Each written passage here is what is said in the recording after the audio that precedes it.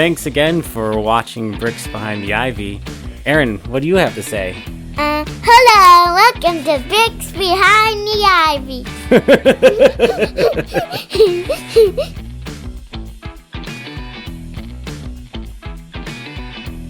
Hey, Cub fans! Welcome back to another episode of Bricks Behind the Ivy. I am always Jeff Rogowskis, aka Candid Cubs. With me is my fantastic co-host, Mr.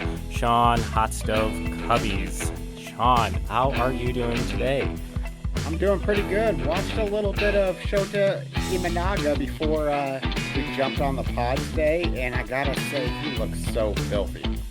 Filthy. And I'm ready for 2 weeks. In 2 weeks, we're gonna be playing real games, so I'm ready. Yeah, I think that timestamps when we're recording this versus when we're releasing this, which is a fun game you guys can play at home. But yeah, I saw a little bit of the game and saw his 2 strikeouts that Pitching Ninja had shared. And the first thing I noticed wasn't the strikeouts, but his sock and shoe game, A+. Shota Imanaga, if you happen to listen to this, which I would assume you are because it's the greatest Cubs podcast in the whole world, you have excellent shoe and sock game.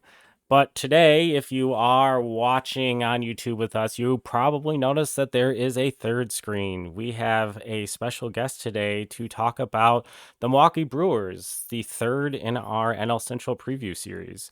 Today, we have Jake McKibbin, who is live from Belfast, which is really cool. A Brewers fan from overseas. He is a writer over at Brewers Fanatic, which is the sister site to Northside Baseball, where Sean and myself are contributing writers as well. He was born and raised in Belfast, big rugby and tennis fan, and he came to the United States in 2019 and caught a Brewers game with some cousins, and that was it. That's how he got hooked on the Brewers.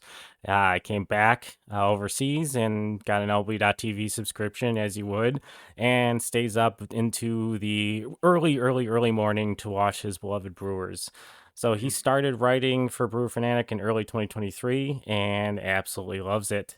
And he had the most read article on Brewer Fanatic of the year in 2023. So that's really cool. Jakes, thank you so much for staying late and, working with time zone issues to hop on the pod today. How you doing? Not too bad. I appreciate you guys working with me on that front. No, it's great to be here, actually. Really been looking forward to it all week. So, baseball. Absolutely. I think everyone here is a huge baseball nerd by default. We started the podcast to talk about baseball. The only thing different about us and you is not just time zone, but the team we root for. So the Milwaukee Brewers, we know, obviously, Sean and myself are huge Cubs fans and have been kind of looking around the division, trying to figure out how this division gets sorted out. It's extremely tight. I don't think any team really did a ton to really differentiate themselves. Each team has unique weakness, I think, that may prevent them from winning the division, and each team has unique strength that is going to be the reason they win the division. So the Brewers offseason, what are your thoughts? What are some of the key free agent acquisitions? If you can give us some notes there. Yeah. So I think throughout most of maybe December, most of the Brewer fandom was sitting there waiting for Willie Adames, Corbin Burns being traded, Brandon Woodruff going down sort of at the end of the season for being out from probably the whole of this year as well. Probably put a bit of a spanner in the works in regards to the idea that you could trade one of them and keep the other and still have a good rotation. Obviously, that didn't happen. Things were really quite quiet. There were a few minor trades of guys lower down the prospect sort of rankings, but still ranked. So we've managed to acquire Jake Bowers from New York, who had a good finish this season, and Brian Hudson, who had 14 strikeouts per 9 in the Dodgers minor league system, but nothing particularly big. And then in January, Rhys Hoskins. So sitting there thinking, right, all in. I remember writing an article being like, yeah, this is the Brewers. We're all in this year. Send Corbin off on a high. This is going to be great. And then 10 days later, crap. Bye-bye Corbin. Got a solid haul for him. A couple of high ceiling potential guys. Both could flop. Well, Joey Ortiz has a great defensive floor, but he hits the ball hard, but quite a lot on the ground at the moment. he chases probably a little bit too much. But in general, hits the ball. I think he had a 92-mile-an-hour average exit velo. So, hits the ball well. DL Hall is some of the nastiest stuff you'll see. It's just, can he put it together over 6 innings? Can his velocity hold up? And can he stay healthy? So, exciting prospects, but you kind of have to wait for the season to start to sort of get into that. But yeah, that was probably most of our off season. And of course the extension for Jackson Churio, which was incredibly exciting that you might lock up a talent like that for potentially 10 years. So yeah, that was most of the Brewers off season. I think a lot of it was spent, I'm sure like yourselves in such a tight division, you're kind of watching what all the other teams are doing. St. Louis came out hard early on, and now it kind of looks like haven't really done all that much. The Cubs started strong in stealing our manager, and which was pandemonium. But after that, it died down. Obviously, Belly and Shota are big signings for yourselves. But it kind of felt like just watching around the division. Even the Pirates talent, it was just, you're kind of watching around waiting for someone to make that big move, like Monty or a Snell, where you'd be like, okay, these are the guys. And no one really made that move. Yeah, I think that's something. Sorry, Sean. I think it's something that Sean and I have talked about at length. Is those guys, even as we record now, just in case something changes, are still out there, and that move still exists for one of the teams in this division, and it's just not happening. And no, I think maybe we're biased as Cubs fans. You look at us as a team that should not have any financial constraints. You would look to us to be the team to do that move, and we're not. And I don't know if it's a Boris issue, if it's a length of contract issue. Now that we're at this point in the spring, is it a ramp up issue?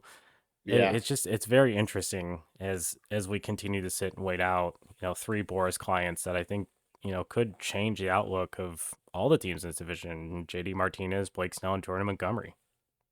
Obviously, there was a change in manager for the Brewers, and there was a coordinated change in manager with the Cubs.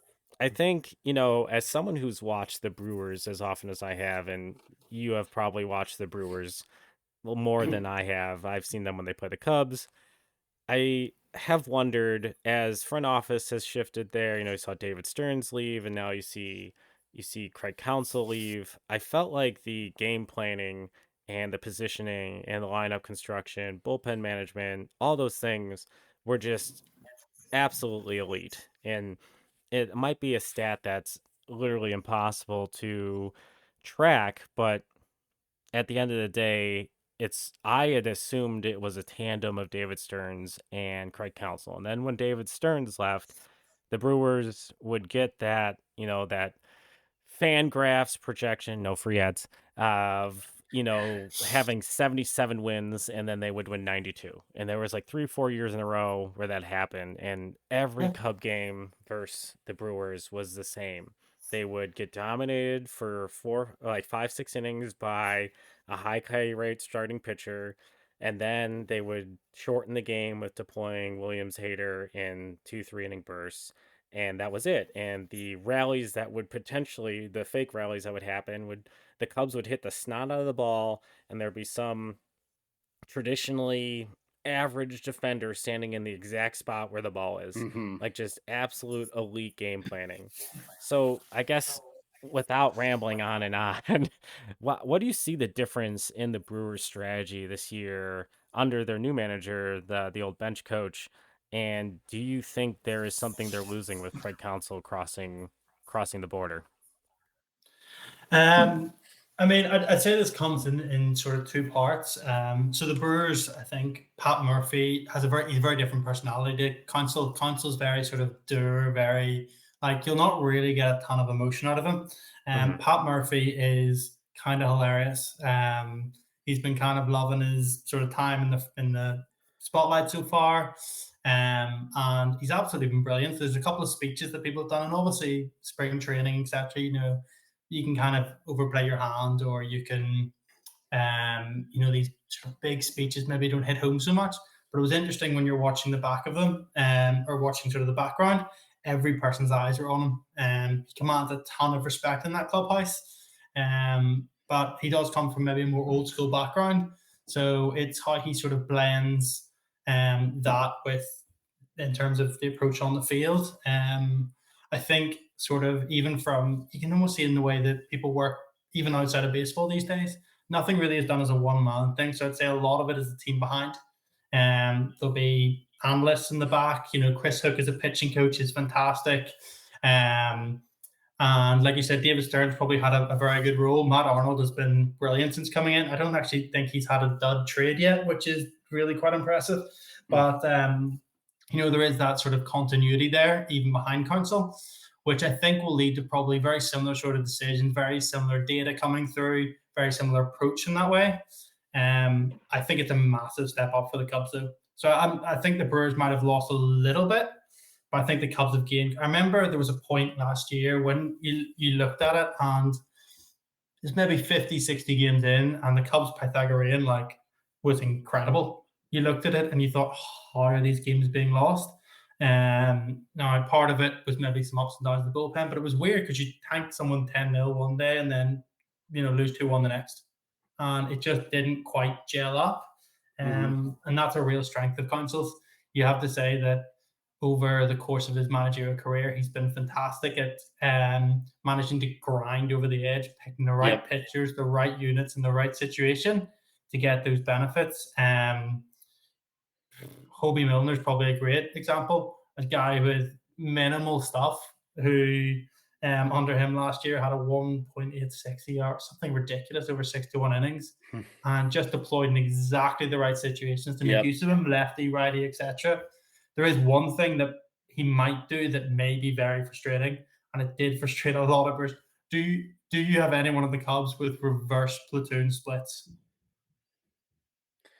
I'm trying to think of. Yeah. I think no one immediately comes to mind. I feel like the roster is constructed to platoon. There's a lot of, more than maybe some of the past Brewers teams, everyday players like Dansby Swanson, Nico Horner are going to play every day. Seiya Suzuki, Ian Happ are going to play every day. Cody Bellinger is going to play every day, depending on when PCA is ready. That's going to be whether or not it's in center or first base. So currently, Michael Busch at first base might be platoon with Patrick Wisdom, and that's not reverse. And then third base is Christopher Morel's job to lose. So yeah, I would say currently no, there is not even with pitching. Platoon. Even with relief pitching, I don't think there's anybody who's a right-hander that's tougher on lefties at this point. Maybe Kwas. I would say that arm angle for Kwas is something a little scary. But I think that's going to be like lefties, a 7/8 inning toy for Craig Counsell. I see him as like the Devin Williams in this puzzle piece. Not to bring that up so soon. I'm really sorry. That was not. He's broken, is he? He's broken, isn't he? No, the only reason I say it is because time and again over the last 3 years, we Brewers fans have had to deal with the fact that Counsell does not believe in reverse platoon splits, which I think is a widely held belief, but there were certain players. Keston Hiura was a prime example. I think he had like an 850, 900 OPS against righties and 550 against lefties, and he didn't see a single plate appearance against a right-hander. Anytime he brought him, like, oh, lefty, you'll be good against them, and you could just see him like, no. But we also had an inordinate number of reverse platoon split guys, which is very strange. We kept picking them up, but no, other than that, and sometimes lineup construction, but then that doesn't really mean that much in the grand scheme of things. Try and get your best hitters as many at bats as possible, from my view. But no, look, he's a good manager, and he'll get the most out of that, especially the bullpen. You'll find that people just get slightly better results. Maybe that's just 0.1, 0.2 of an ERA, but across the board, it makes a big difference. So I think that's a big upgrade. I don't think the Brewers have technically lost a whole lot because of that team behind. But I think if there was rumors that Chris Hook or Pat Murphy, if he hadn't got the Brewers gig, would have followed over to the Cubs. I think if that had happened, that's when you'd have seen like a real big decline in the Brewers staff.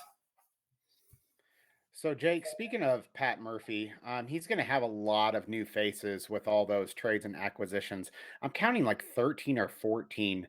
Although, you weren't in the top, echelon of that free agent spending. I think you made a lot of good deals for your Brewers team. So, with that said, what do you envision the opening day offensive lineup there? Who do you see kind of making it? Maybe a couple of notes on who you're excited about. So I would say when it comes to the opening day lineup, I don't think it'll be who gets the most plate appearances throughout the year. I think with a lot of teams now, if you have options, you're far more likely to go down, earn your way up. Someone's going to fall out of form, injuries are going to happen, and then you get your chance to cement the plates more often. Like one guy we were very excited about up here was Tyler Black. But it looks like he's probably going to be starting in AAA. So look, I think our opening day lineup is going to be facing Jose Quintana, who has been an absolute Brewer killer over the years. I'm sure you remember a few of those. But I think the opening lineup would probably be something like Sal Frelick, William Contreras, Christian Yelich, Rhys Hoskins, Willie Adames, and Gary Sanchez. The top six, and then probably Churio, Monasterio, and I left someone out there. Ortiz. Ortiz might be in there. I'm trying to think. So I've got second base covered. Have I got second base in there? Yeah. Let's stick Ortiz in there. Probably Ortiz over Turang. Okay. Yeah, Turang. So it's interesting. It's one of those things when you mentioned Pat Murphy. He came out this week, and sometimes you have to disregard things that people say in spring training because you're hyping everybody up. He said that Bryce Turang is likely to take a quantum leap forward. Bryce Turang then started talking. He didn't really have a ton of things that he maybe worked on over the off season, or hasn't really shown much in terms of the hard hit balls. I think one of his first plate appearances this spring, he was trying to bunt, which isn't really a great sign. But maybe take that with a pinch of salt. But really excited for Ortiz as well with that defensive floor too. So yeah, I'd probably stick Ortiz in there, and I'd say he's one of the ones really quite excited to see. Him, Churio, Hoskins, that power makes a massive difference, that lineup. But even, when you say that front five, Frelick is great contact skills. And Contreras, Yelich, Hoskins, Adames, and even Gary Sanchez, they can all get hot and carry an offense, which is something that's really been missing over the last few years. Adames occasionally, Yelich occasionally, and Contreras. But that's been it. Add another couple of bats to that is really quite exciting, and it probably presents a shift from being purely run prevention to actually, slightly weaker pitching staff. But at the same time, having that, it's a bit more exciting, really. You'd rather see yourself win a game 10-9 than 1-0. So I'm really looking forward to seeing that this year. But that's what I sort of predict. I do think there'll be a few players coming up over the year. I think Tyler Black is going to be intriguing. And I also want to keep a bit of an eye on Jake Bowers. He had something like I think it was a 48% hard hit rate, or 48% barrel rate. I can't remember which one it was. In the second half of last season, just swinging for the fences, but he was elevating the ball and he was crushing it. High strikeout though, so it's can he blend that a little bit and become a little bit maybe a little bit like Roddy Tellez, but the good one, not the one we saw sort of more last year. So he's be interesting to see what they can get out of him. But no, he would be one I'm looking at. The other one maybe, and I wasn't sold on him at the start of the offseason. I was actually thinking he's maybe prime for a trade.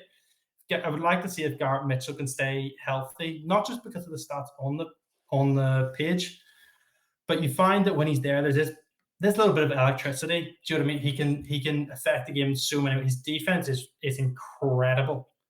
He just gas for days. And he has this sort of sneaky power just when he manages to get the ball in the air. But he's had a high strikeout rate when he's been in the big leagues. But got a little bit lucky BABIP-wise as well. So be interesting to see if we can get a full season out of him. Just what that sort of looks like, and probably have a clearer picture towards the end. But lots of players battling it out for spots, and you need that to compete these days. So yeah, really looking forward to seeing how that sort of all unfolds and how everybody getting excited and torn up over the opening day roster changes 2 days later when 3 players are injured and sent down to the minors, and all of a sudden it doesn't matter anymore. Exactly. Yep. So transitioning away from the Cubs lineup, the rotation, I think that's where we've seen the rotation in the bullpen. That's where we've seen the biggest change for the Brewers. Obviously, Corbin Burns getting dealt to the Orioles for, what seems like a pretty solid and interesting return. I do like the breaking ball shape of Hall. Yeah, like you had mentioned earlier, it's just whether or not he can kind of put that together in a longer set, like a longer outing as a starting pitcher. He was deployed at times in the bullpen for the Orioles last year, and then really. Brandon Woodruff was signed to a 2-year deal, but it's going to be about getting him healthy and seeing if the back end of that deal ends up being a good value for the Brewers. So that's not a component this year. So that ace of the rotation is probably Freddie Peralta. How does the rest of the rotation, and now with, as of yesterday, the Devin Williams injury, who's picking up saves, who's picking up the end of the game for the Brewers this year? Well, I think first off, I'd say, really quite excited for Freddie. A couple of issues early last year, but he really dialed it in sort of July onwards. I think he won one of the Pitcher of the Month awards, but he was just electric. He was just striking people out front. Now, Freddie, there always seemed to be that one solo home run, like every time, just solo home run. I'll strike out 10 guys, 5 innings. Oh, solo homer, strike out another couple. Just always seemed to be the way, but really dialed in. So quite excited to see what that sort of looks like this year. Behind that, probably the next person we'd expect is Wade Miley. So Miley, of course, pitched for the Cubs a little bit. Ground ball merchant, and in some ways his ground ball rate has actually dropped over the last few years, but he pitches situationally. If he needs a ground ball, he'll go cut her down in a way. He'll use his changeup fantastically. He just knows how to get what he wants. There is obviously an injury worry with him. If you get 100 innings out of him, you'll probably be quite happy. But he pitched brilliantly when he was with the Brewers last year. So if they can get 100 innings of that 3.5 ERA, they'll be delighted. After him, and this is where it starts to get shaky and sound very shaky, is Colin Ray, who was probably the 6th or 7th starter last year. Now Ray was magnificent. I think he was the 3rd highest innings on the team, and was brilliant. He kept you in a game, but that's not really what you want from a number 3 starter. You want a little bit more. But look, he's made some tweaks. He's been working on, I think, a circle change. He said, like, he's always struggled with the changeup, but it's Matt Trueblood wrote a brilliant piece on it, and he's feeling a lot more confident with it. So just as a way to sort of do some damage against lefties, which would be massive for him. Not going to be anywhere near a Cy Young, but if you can, get 120, 140 innings at sub 4 ERA, like even around a 4 ERA, you'd be happy. Very happy, actually ecstatic. Behind him, I think, is where it gets interesting. So I think DL Hall is pretty set up for that spot at this point. Baseball America graded my 80 grade fastball, 70 grade slider, 65 changeup, I think it was. Like, just electric stuff. And he made some big changes last season. He came back from a back injury, which is why he was mostly in the bullpen. And his velo sort of came back as the year went on. But no, he's the kind of guy who people just can't catch up to the fastball. It's not even just, it's a mixture of all sorts of things, from the angle to the vertical approach angle. He doesn't have electric sort of induced vertical break. VAA seems to have taken that over now, doesn't it? But he just one of those pitches that just people just cannot seem to square up. And behind that, the lefty angle, he does get quite wide as well with the delivery. So really excited to see that, and see, maybe not at the start of the season, but as the season progresses, does he start to hit that ceiling? Because at his best, he's an ace pitcher, but as we all know, that means you have to do it over a period of 180 innings. You can't just perform for 50 and then lose it. So that consistency is going to be the real battle for him. So behind him, there's a few people probably vying for it. I think Robert Gasser's probably in line for maybe the 5th spot, though he is optionable. So whether that happens, pitcher sits 92, 94 with the fastball. Cutter's probably better than the 4-seam. Really good slider. Another lefty, actually, which is filling up the rotation with them. But look, he's very good at. He gets an inordinate number of strikeouts for the pitches that he has. He won the International Pitcher of the Year in AAA last year. He's nothing really left to prove. He's pitched there for injury free. Incredible number of innings. So look, he's ready for this now. The question is, can his fastball avoid getting blown up? If it drops from the top of the zone, it can be trouble. And then behind him, you have Joe Ross, who I'm not fully sold on. He's on a very cheap contract, so if you did cut him for 1.25, it's not that big a deal. Though you could have just handed that to Craig Counsell and kept him, so maybe it's a bigger deal than I thought. And Jacob Junis, probably. Brewers obviously will usually go for 6 starters, so between him and Jacob Junis, who's very interesting, obviously, is that primarily slider guy, 60-65% sliders, really sets you up that way. His sinker can get hit because he usually leaves it a little bit too much in the middle of the zone. If he can keep it down, he's grand. As soon as it hits up, though, it's been hammered. But that slider is one of the nastiest pitches you'll see. So even as a 2-pitch guy, he should be able to do pretty well. And then the other one of them I can sort of see being maybe a swingman along with Bryce Wilson in the rotation. Wilson was fantastic last year. Outperformed his expected numbers a bit, but did a really good job just coming in and quietly taking 3 innings away, when a starter struggled. And then we get to, we're obviously missing Devin. Might as well get it out of the way. Big loss. Incredible closer, regardless of, who you'd prefer. He's one of the top 3 closers probably in the game. He's won reliever of the year, I think, twice in the last 4 years, and a rookie of the year award. Like, that changeup is incredible.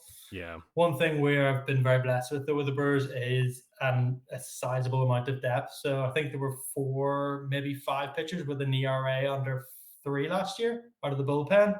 Hobie Milner was sub 2.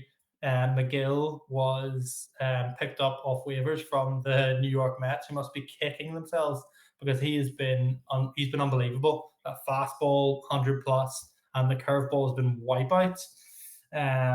Then we have Abner Uribe, who we're probably expecting maybe take the reins after Devin left, whether that be per start of the season to trade him mid-season or the end of the year.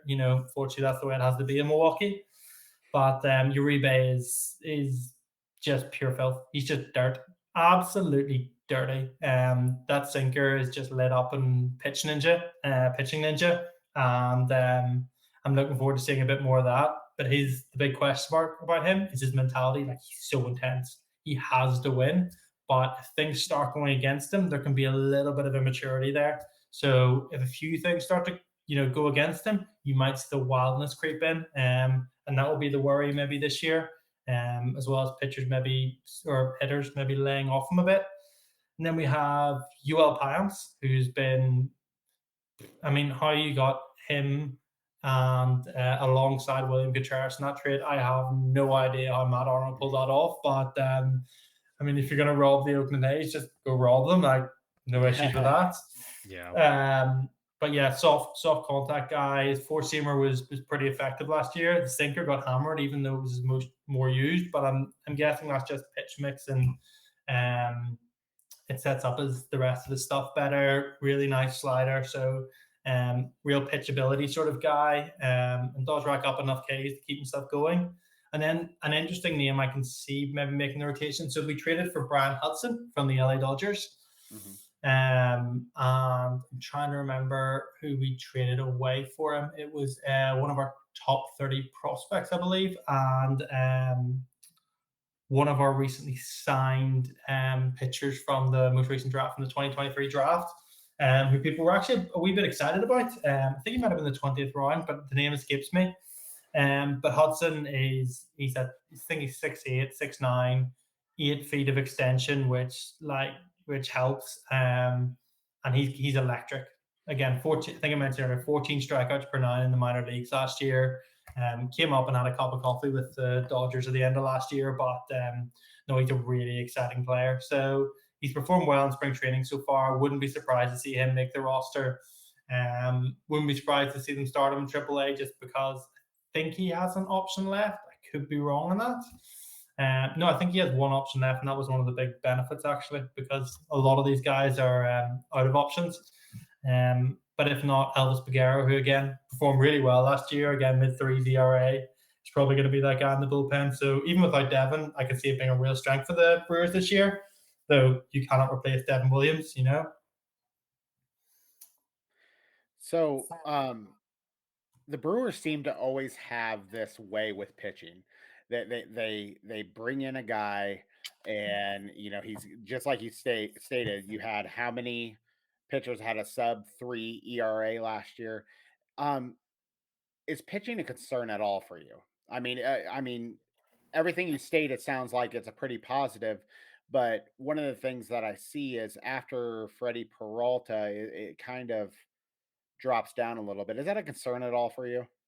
Definitely in the starting rotation. I think there's a big onus on a couple of guys. So there are two guys that probably have the stuff to fill that number 2 and number 3 role, but both have considerable question marks. Aaron Ashby's just coming back from an injury, and he was probably pitching mid to high 80s when he came back last year.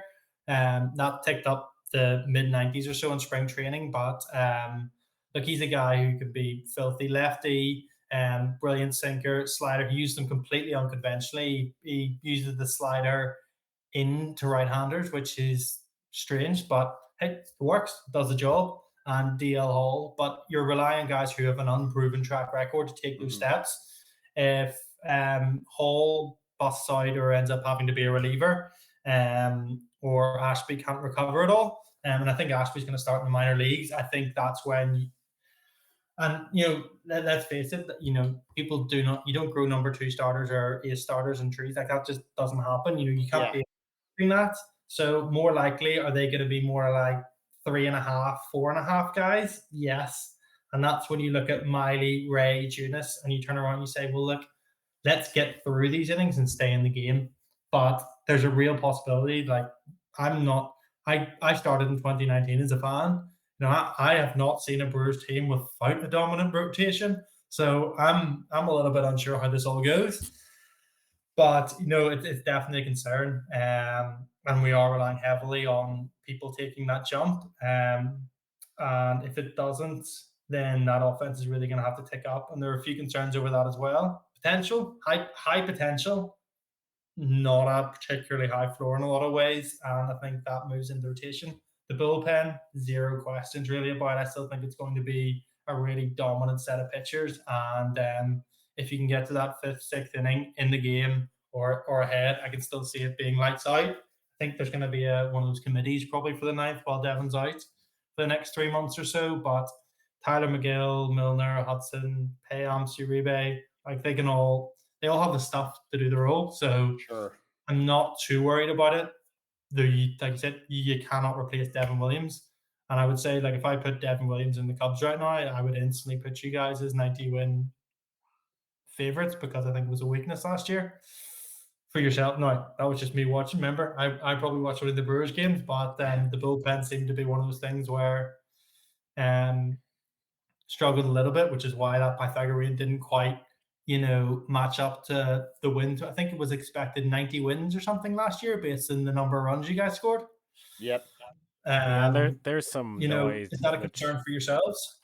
Yeah, there was some noise in that data that Brett Taylor and I talked about in episode 3 of our pod.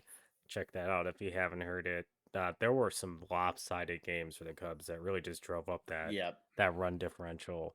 And then there was a lot, especially towards the end, like close losses. So the run differential was carried by some pretty ridiculous scores in some games.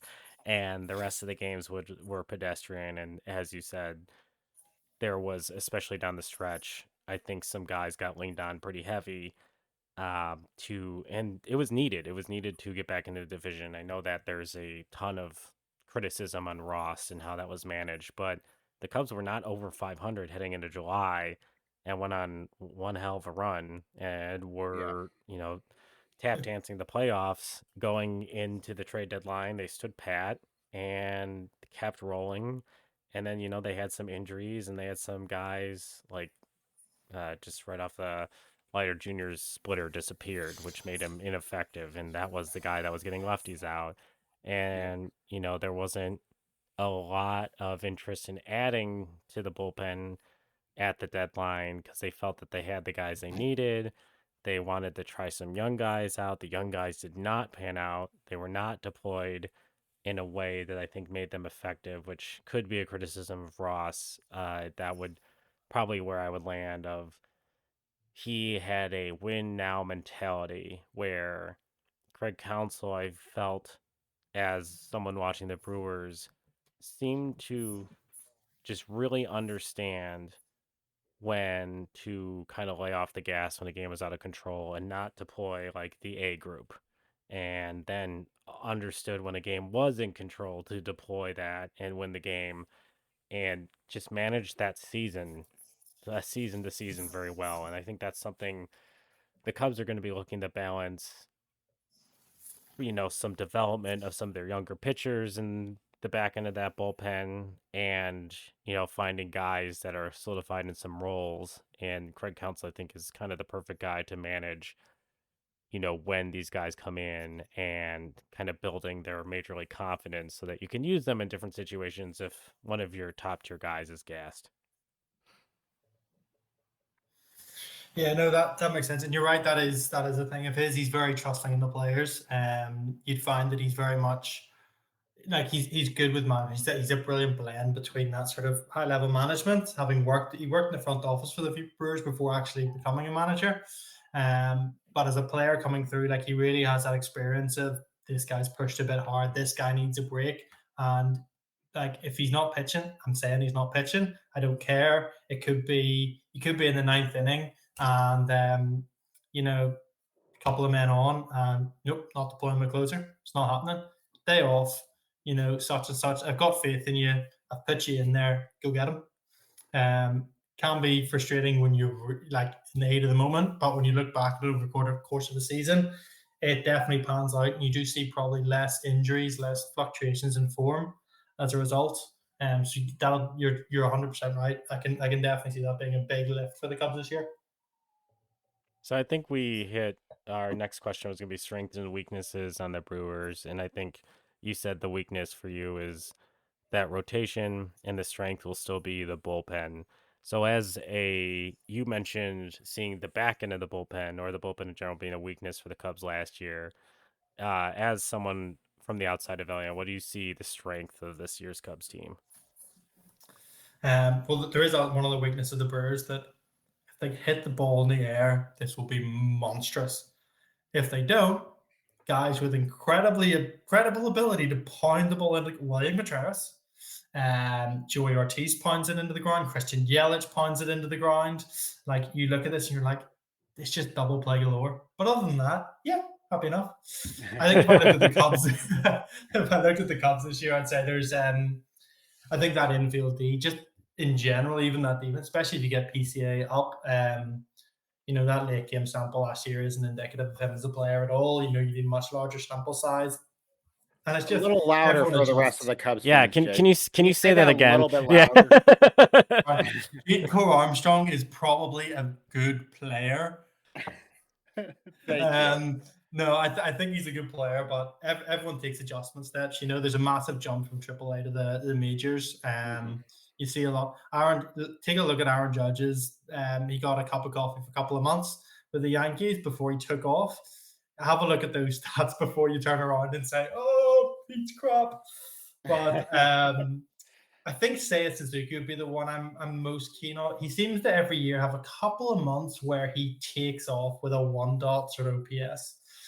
And the question is health and form for him. He seems to also then go through real down patches, but he's such a smooth swing, such an elegant swing. I don't always sort of understand why there's the fluctuations. And then the big one will be, I think it revolves entirely around Shota Imanaga. And I did do a little bit of a thing in this. So there's a lot of debate. Is this guy a number two starter? Is he? And then there were some execs being like, "Oh, he's like number 4 or 5. Like we're not that keen on him." And I was like, "Okay, so obviously once someone signs, and by the way, I'm completely guilty of this as well. See, when someone signs to the Brewers, I was like, Theo Holt, and I wouldn't want him to trade. Then he signed. I was like, oh, I really like this guy. So once you delve into them, but so I had a look at this guy, and he compared to a pitcher that I quite liked. So this guy had more swings and misses than anyone else in the middle of the strike zone, like middle. Don't know why, just went past them. Just great ride in that fastball. But he gave up the second most home runs that year. He pitched 158 and 2/3 innings at a 3.69 ERA. Do you think that would be reasonable as an expectation for Shota in the year? I am more optimistic, and that's one of my taglines. Optimistic Cubs fan. I'm more optimistic on Shota Imanaga than most. I think he does have a ceiling of a 2 or 3 starter with a floor of a 5. I don't, a lot of people were stating that his ceiling was a 4 or 5 starter Oh with no. a floor of a middle reliever. I saw scouting reports out there like that, and that doesn't seem right. And then I think the spring, small sample size alert, he's kind of proven why he gets hit hard for home runs. He lives in that strike zone. I mean, to even watching those spring games, he lives in the strike zone. He doesn't walk batters. The issue is because of how short he is. His arm angle's great to go against that being 5'9", I think he is, but he can't get that rise on his fastball, which when that gets left middle, it's going to get hit hard. However, a couple of more recent starts, we're starting to see him use the top part of the strike zone and also outside of it by design, and he's getting a lot of swings and misses on that. I think going back to the question, is he that 3.69 ERA pitcher? Yeah, I think he is. I think by the end of the year, he's going to have that sub 4 ERA.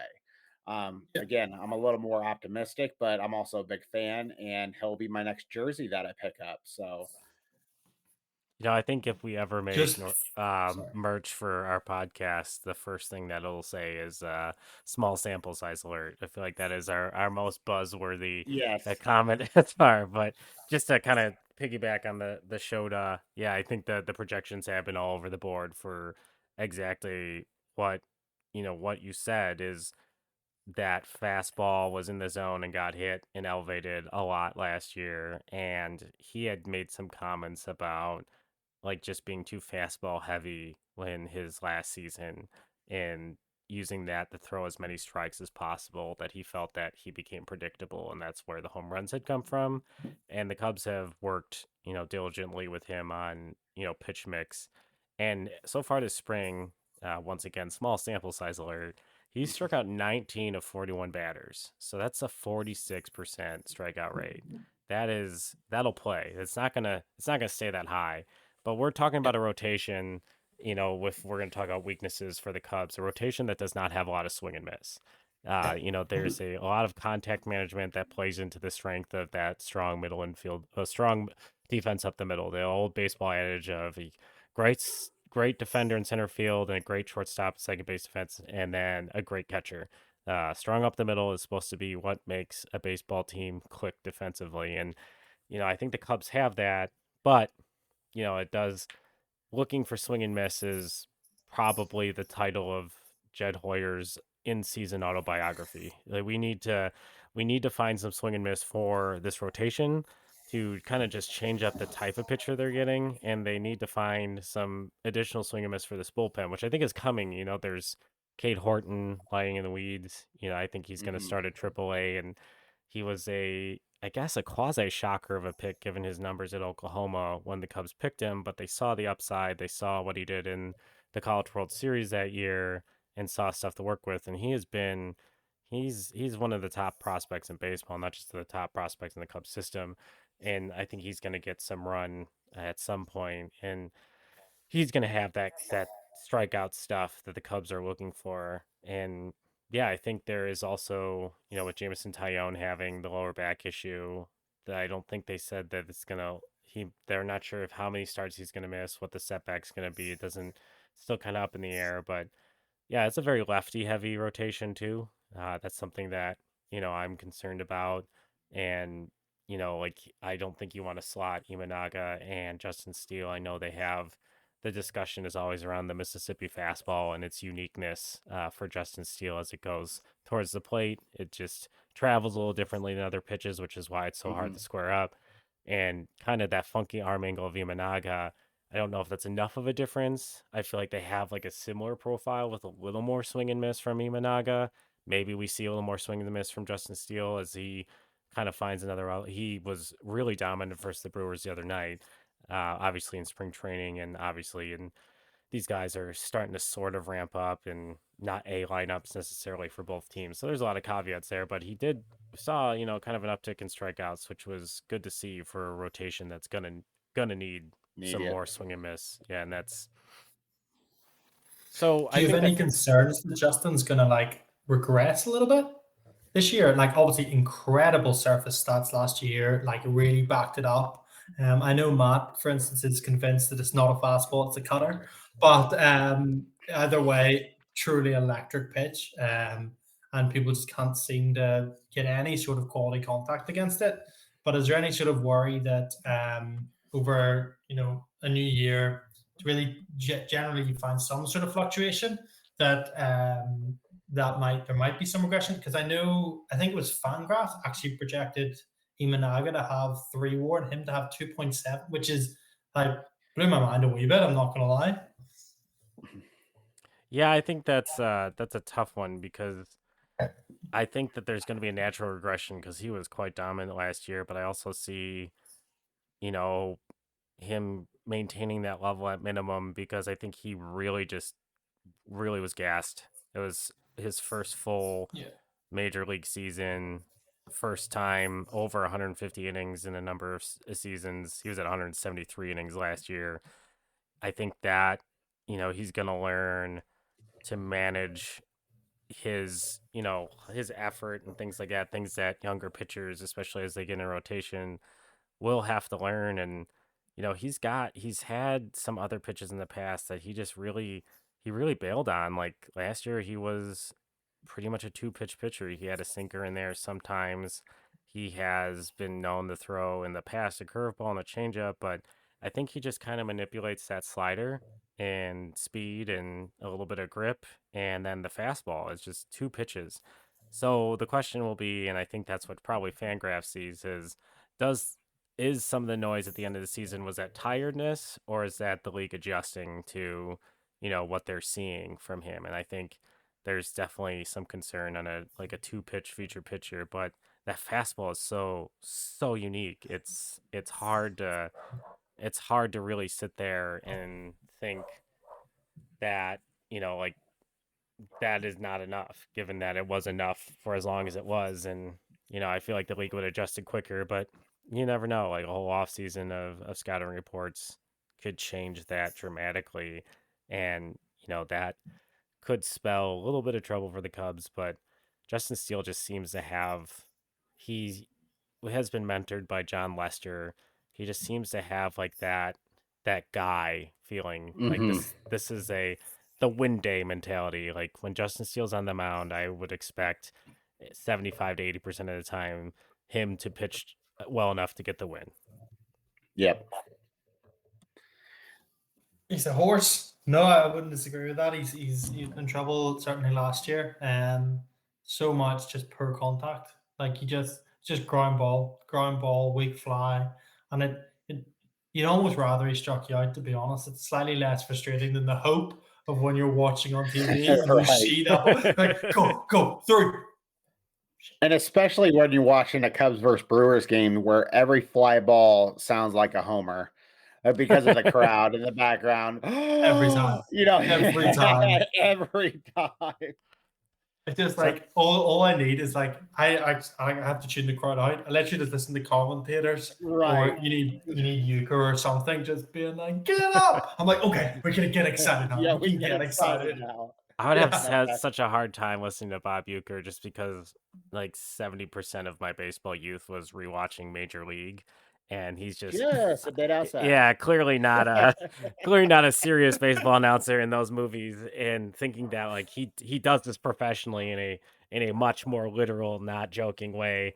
I don't know if I could transfer like where my brain starts. Yeah, that would be very challenging for me. But one last, I think, question. We have been going through with each team and looking at some of the win-loss projections at different betting sites. No free ads. We do not mention the betting sites that we looked at because we don't have ads with these. So if you'd like us to mention, give Sean or myself a call, email, tweet, something, and we will mention your site on this podcast.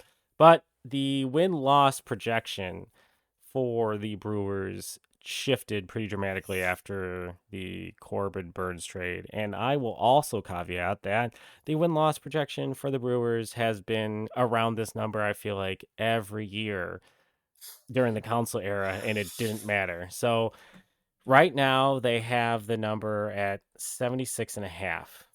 We'll start with you at Jake, and we'll move to Sean and then myself. Would you say over or under for the Brewers this season?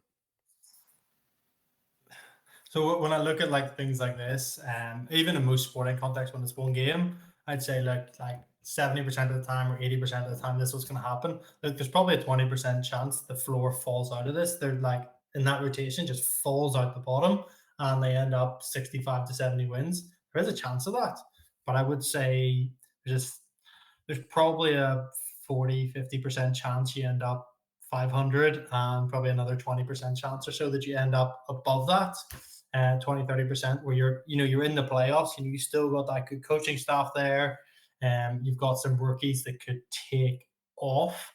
So no, I would say I'd probably hammer the over. Now I wouldn't bet my house, but yeah, if I had to bet for my life, I would absolutely smash that over and run away.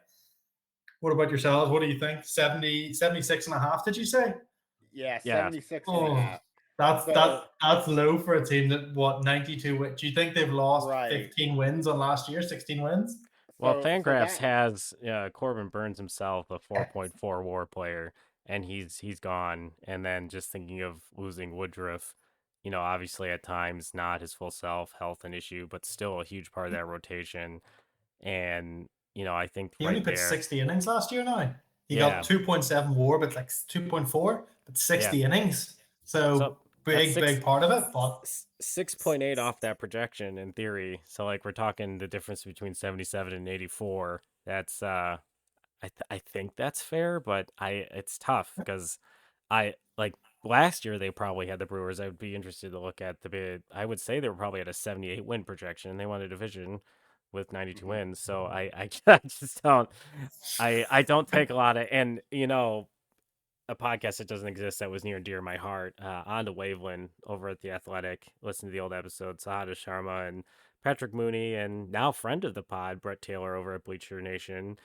They every year would do the preseason analysis, and it became a joke of they would have kind of a similar conversation, and they'd be like, I want to say this is the year that number is either right on or under for the Brewers, but they have proven us wrong again and again. And then the next Yep. season would come and it'd be the exact same conversation. It's just really difficult to make that pick. Yeah, Jake, I feel this is probably where you're going to be really disappointed in me, but I'm going to take the under on it. And I hope this isn't my suspicion talking, but I really hope by taking the under, you guys don't show up and do 92 wins this year, because I feel like that's my luck when I do any kind of picks. But here's a couple of reasons why I'm taking the under. I think the loss of Devin Williams is going to be significant in the trade of Corbin Burns. Yep. The starting, and we kind of touched on this already, the starting pitching staff, I don't think it's going to do the Brewers any favors. When you have to lead, kind of lean on that youth, I think that makes things really difficult. But again, youth can also provide huge upside. So Yeah, it's kind of a push and shove. The roster itself, especially on the offensive side, is young, and without a lot of. I mean, you have Hoskins, you have, Yelich, Adames as pretty good anchors, veterans, leaders there. But I feel like this team's going to have a lot of peaks and valleys. Where it peaks and where it valleys, I think is going to be a Completely. huge deciding factor for this team because looking at your roster construction, I found this really fascinating. It's almost like trying to trying to hit a small hole with a very, very small target. It's going to be you have players on the roster like a Hoskins, Junis, Sanchez, Miley, Ross, Adames, who are all either free agents after the season or the following season. That tells me that you're like, okay, if we can just get into the wild card hunt, maybe you add at the trade deadline. But this seems like a team that if you're not hitting on all cylinders and near that trade deadline, it's going to be a sell off. And I think it's more likely that you do a sell off than an add at the deadline. And that's one of the reasons why that the second half, I just don't think you're going to get up to that 76, 77 win mark. No, I think that's fair. I think in general, the way I'd have looked at it is that I'd have said, if you give me a 500 sort of thing, I don't think they're going to end up at 500. I think they're either going to be 9 games over it or 9+ games under it. I don't think there's middle ground for that exact reason. It either depends. The rookies take off and things are great. Rookies didn't go that well last year, despite the big freshman thing. One thing I would say is it does seem like a lot of the expectation coming into this year was that 2024 was going to be a slight reset year. In a lot of ways, Churio gets blooded. I don't think we're going to see the best of him this year. Maybe towards the end, I think there's a bit of development still to go Sure. there. But you have so much talent coming through and high ceiling talent. I think, which is a real game breaker. If you had DL Hall settled in the rotation and Mazeroski actually able to find the strike zone. He gets swings and misses even when he doesn't, so screw it, doesn't matter. But Robert Gasser coming through, who's shown success. You've got Freddie Broughton, Brandon Woodruff for next year, so there's still that potential to sell off and retool and be highly competitive in 25.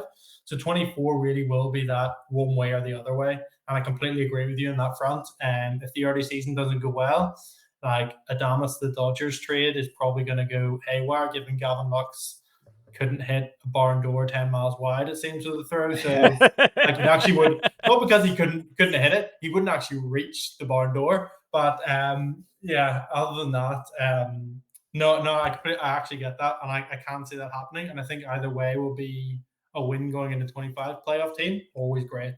If not, and you're set up for 2025, great, because I think the tools are there for both. And it depends which way they go. As long as they don't end up half and halving it, sort of half in, half out, I think that's where the danger sort of comes for maybe the future of the franchise in its sort of real window of competitiveness. But no, I can definitely see them coming under it. Like, I don't think there's any real doubt about that. Yeah, I think, I agree with a lot of what Sean had said. And, I tend to evaluate these things as, we've done the Pirates and we've done the Reds. And the Pirates and the Reds were surprising to me at like 82.5 was Yeah. theirs. Really? Yeah, yes. Yeah. Yeah. That's that was a shocker, but I think they have a lot of youth on that team and the upside is hard to figure out, and that rotation did get deeper, and they do have, if Lodolo's healthy, you got Hunter Green. And listen to the Reds episode, everyone. You could hear me restate all these things. But and then I took the over on them, a slight over on them, just because I feel that the thing that fell apart with them always is their bullpen and the rotation depth, and they did address that this offseason. Yep. And the Pirates, I took the over. I believe they were around 77. And that was, ultimately the reason I did that was how the rosters for both those teams are constructed, similar to what Sean has said. There isn't really sell-off potential for those players. There's no, there's no Oh God, like guy that I would circle on the Pirates or the Reds that is going to get traded at the trade deadline. So it just feels like they're going to stand pat, which would kind of put them in more games um, than than they theoretically should be. Where kind of what you said with the Brewers, this feels like a transition year, and not necessarily in a negative way. They've got a lot of young talent, like a lot of arbitration controlled young talent that is going to be part of like that next wave. And it's going to come down to like some difficult decisions, maybe at the deadline with like a Freddie Peralta, see if someone will overpay for his last few years of control. Willie Adames obviously coming off the books, and whether or not the Dodgers will, you know, end up making that trade, sooner rather than later. I don't know. I don't know if the Brewers see what happened with Devin Williams as a sign to potentially open that door again, as, the Dodgers might overpay, or if the Dodgers are really going to run with Mookie Betts at short, and that makes kind of that picture challenging. But I also feel like the number for the Brewers is kind of spot on. So I want to say like a slight over. I see them as like a 77 win team, 78 win team, kind of hovering that 500 mark. I don't know if losing Adamas is one of those things that kind of has them tank away. And I think the rotation has a lot of talent, and they have deployed pitching in such a strong way. I think that there's been a lot of talk of like how deep this bullpen is, and I'm pretty high on Aaron Ashby. I thought when he came up, he was just an incredible player, and they deployed him really well in that bullpen, kind of similar to how they got Woodruff and Peralta started, with just introducing them to the major leagues that way, and getting their feet wet. So I think the number is very appropriate, and I've said this to Sean, and I've said this, to lots of other folks, that this is an extremely tight division. Nobody ran away with it, just like we said at the top. And there is just going to be a lot of challenge ultimately in trying to figure out, you know, who gets hot when, and in that regard, once they do get hot, like when do they get hot? Because that is going to be such a component to what they do at the trade deadline. And that's going to be what shifts this, over under conversation significantly, because this is like a division that can be won by a well-timed 15-2 stretch. And Yep. if that happens in June, and you're adding, like, I think the Cubs might be in the best position to add to their roster, because Why? they Okay. have the most locked up by contract and established major league players at positions that they would have the most depth in the minors to deal from. Where I'm looking at like the Pirates, who are young and are still addressing that rotation and have some very important prospects still kind of coming up. I look at the Reds, who their young players are there, so they need seasoning. I'm not sure they're going to bail on that project, right away with how that team's going. Hmm. And I would say the Cardinals roster is constructed in a way that it's just kind of a hodgepodge of good hitters, and they have two cornerstones to that offense with Paul Goldschmidt, Nolan Arenado, that are aging and high dollar contracts. And I think the trades need to happen from that major league roster, because I don't think they have the same type of minor league depth as the other No. teams in this division right now. And I just don't see the Brewers moving any of that depth as they transition to the next good version of a Brewers team, which, like, I think is right there at 2025. I think we're having a completely Hmm. different conversation. For And sure. I think the least set up for a transition is probably the Cardinals. And the Cubs have, Owen Casey. They have some depth at the outfield that, if they're really going to commit based on the contract length to, say, a Suzuki and Ian Happ, these guys don't have places to play. So they can be their top 100 or fringe top 100 prospects that can be put in a deal to address the rotation, or they can be put in a deal to address the bullpen. and that puts them in a unique position. The frustrating part is they didn't do that prior to the season. It feels like they're waiting, and Yeah. so we're having a completely different conversation of the Cubs being like within 2 to 3 wins of this entire division.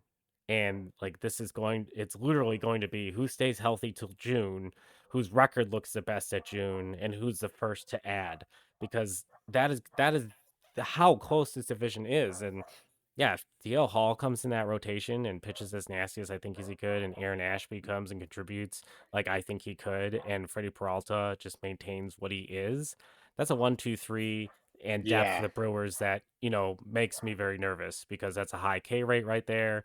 That's some funky arm angles. And yeah, I think their offense is a little better than years past. But, that's in the same situation for Love the it. Cubs. Yeah, it's just if like Sal Frelick, is he their very solid defensive outfielder, or is he playing third base? Like there's a lot of things that they're still sorting out with the Brewers that I think the Cubs have, like similar to what we talked. There's no position battles for the Cubs this year. There's like we invited everyone and their mom to battle for one bench spot. Like it's just like it's because so I guess like that's why I feel like the Cubs floor is potentially higher than some of the teams, and they have the ability to add. But I think the ceiling on some of the teams in this division is potentially higher than what the Cubs have at the moment, because of the youth and the lottery ticket Yeah. mentality of some of these prospects. So that's why I'm so hesitant in my predictions for this division. It's like if O'Neal Cruz takes a step and carries that Pirates team, and Paul Skeens comes up, and some of the other arms they like really solidify their rotation. That's terrifying. If the Reds hit and run like they did last year and get solid rotation pitching, and that bullpen is a little deeper, that's terrifying. Like that's a very good offense than a ballpark that loves offense. And yeah, I mean, if all of the AARP card holding members of the Cardinals rotation pitch like they're young again, then like that's terrifying. But, But they won't. but yeah, Like, no, that they won't. we Knock on signed wood. something here. You lost Yeah, Jordan Montgomery. Like, exactly. we're forgetting this part of it as Yeah, well. Like, we signed oh, Lance Lynn, so who was a Cardinal and was good like 8 years ago. I think I saw someone posting something like when they handed Brandon Crawford a deal, and they're like, "Jeepers, this Cardinals team would have been great in 2015." Yeah, Oh exactly. yeah.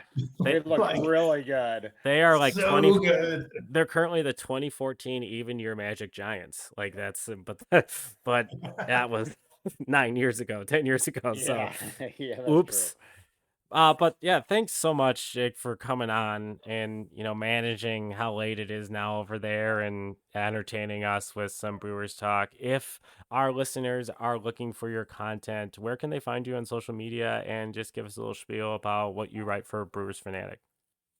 Yeah, so I'm at the Brewers blogs on Twitter, and yeah, in Brewer Fanatic, I'm a bit of a nerd. So one of my favorite things is I like diving into sort of statistical anomalies, what's going on behind, who works well with who, and I always like to find reasons. If someone's struggling, why, what's going on, what's changed, what's different here, sample sizes. Sorry, small sample size alert.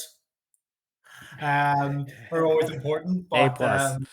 yeah, no, I think that's where a lot of sort of my analysis would really come from, where the potential is, where the balances are. I like to find sort of a unique perspective on things. If you find something that's, I don't really like to write clickbait stuff. I write stuff that I would find interesting to learn and hope other people do as well. And yeah, I'm sure it's the same in Northside Baseball, a lot of spring training stuff, what things are going to look like into the year, where the X factors are, pieces like that. So it's all really exciting time, certainly in the Diamond Centric group. And yeah, absolutely loving it. Yeah, it's been a pleasure, by the way, guys. So thank you very much for having me. Oh, thanks Yeah. so I've so absolutely loved much. this. This has been great crack. So Yeah, and I think we'll yeah, have to have you back as some of the bigger Brewer Cub series come to be this year. I think it would be great to kind of do a series preview as we look at some of the key matchups, especially if both teams are competitive, which I think early on, all these teams are just going to be right in it. So it's definitely going to be value to bring you back on and get your perspective on who's hot, who's not, and we can give you, the lowdown on what the Cubs are lining up in the rotation and the matchups for those series. But Sean, before we go, where can people find you on social media? Not on my secret Instagram anymore. Oh no. OnlyFans? No, so Only dads. Yeah, only dads. So you can find me on Facebook and Twitter at Hot Stove Cubbies, and also I'll be writing my first piece at Northside Baseball, so that's really exciting. Hooray! Thank you. Welcome to the fam. Yeah. And you can find me, as always, as Candid Cubs on almost all social media media. Yeah, all social media programs on all social media networks. You can find me on X as Candid Cubs. You can find me on Instagram as Candid Cubs. You can find me on Facebook as Candid Cubs. You can find me in my own house as Candid Cubs. And you can find us on our new Reddit community for Bricks Behind the Ivy, which will have all the information on the latest episodes, some behind the scenes, and some of the TikToks that I sadly produce for 200 of you to see. But once again, this has been another episode of Bricks Behind the Ivy. Thanks so much, and we will see you guys next time. Holy cow!